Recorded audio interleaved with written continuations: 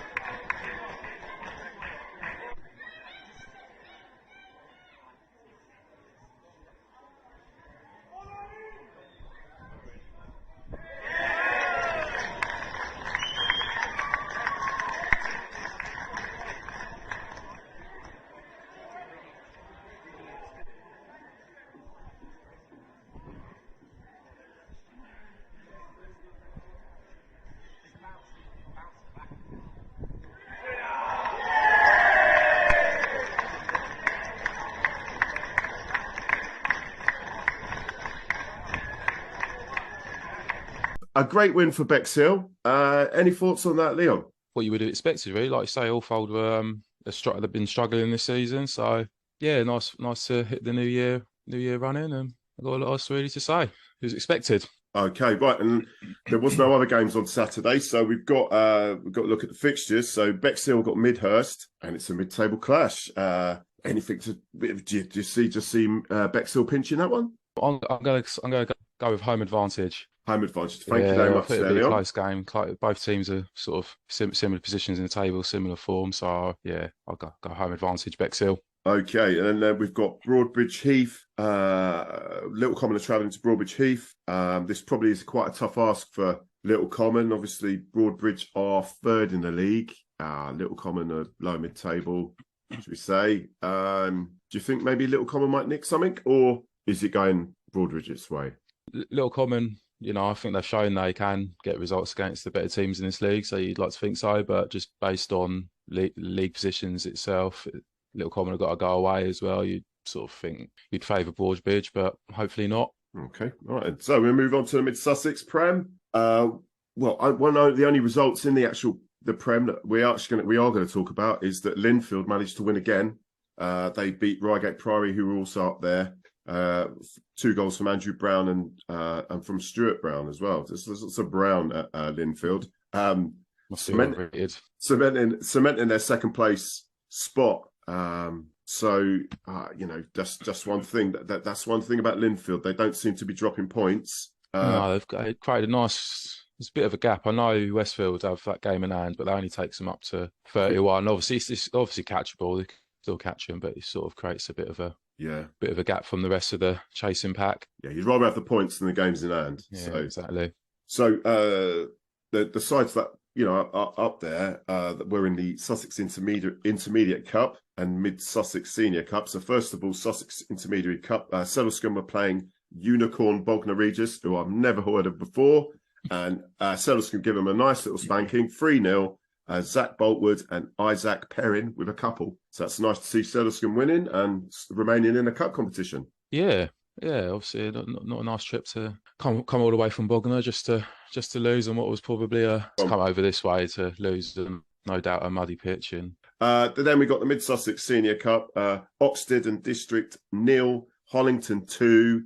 Yet another clean sheet. That's no goals conceded since the 3rd of September from Hollington, which is fucking ridiculous.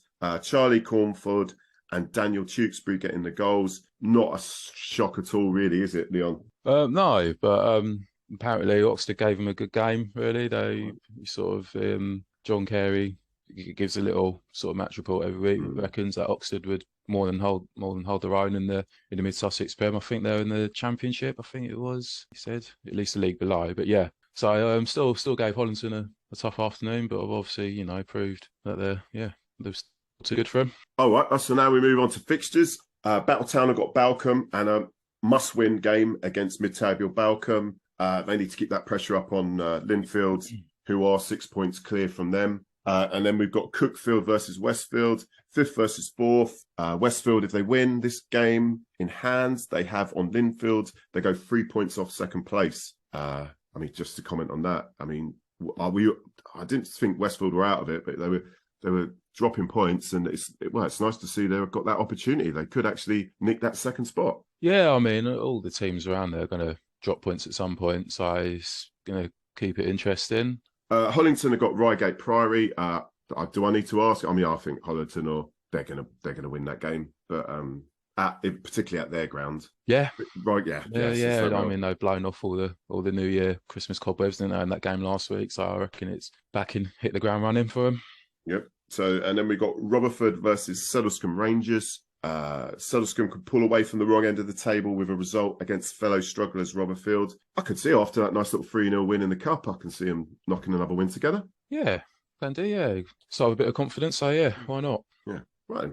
So moving on from that, we go over to the East Sussex Football League. Now, as everyone knows, the whole of the league has been put into chaos through the weather, so lots of things have been cancelled, so there isn't that much today, but we'll just go through that. At Sidley, managed to play. They won 4-2 against Hawkhurst. Anthony Atkins with couple, Adam Day and an own goal for Sidley. Hawkhurst, Kieran Martin got a couple. Nice to see Sidley win.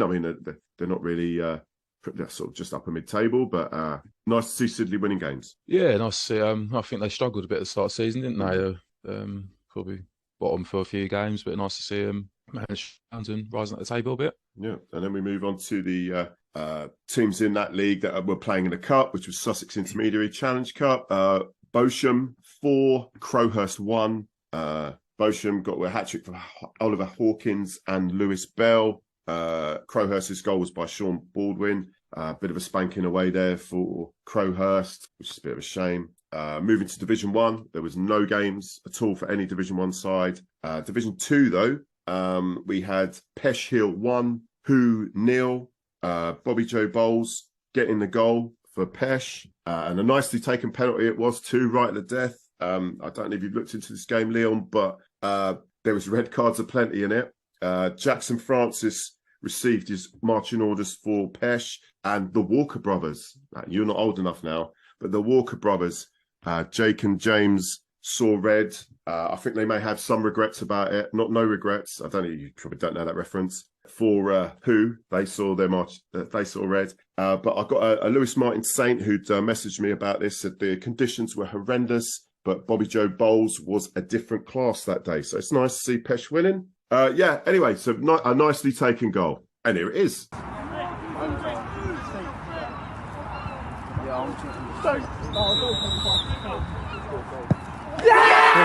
Then we move on to the sides that are in the Div 2. We're playing in the Sussex Bluefin Cup. We had Eastbourne Athletic 1, Ninfield 5, Patrick for Joe Trigwell, and 2 for Jason Taylor.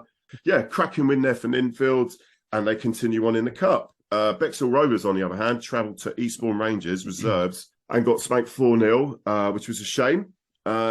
Then we move on and we find Horsham Trinity 5, Hurstman Zoo 5. Robbie Hodgson got 3, Curtis Eyes and Sam Ellis with the goals for Hurstman Unfortunately, they lost it on pens 4-3. We don't know the goal scorers for the pens. Shame to see Hurstman go out. It's weird to see Hurstman lose a game, to be fair.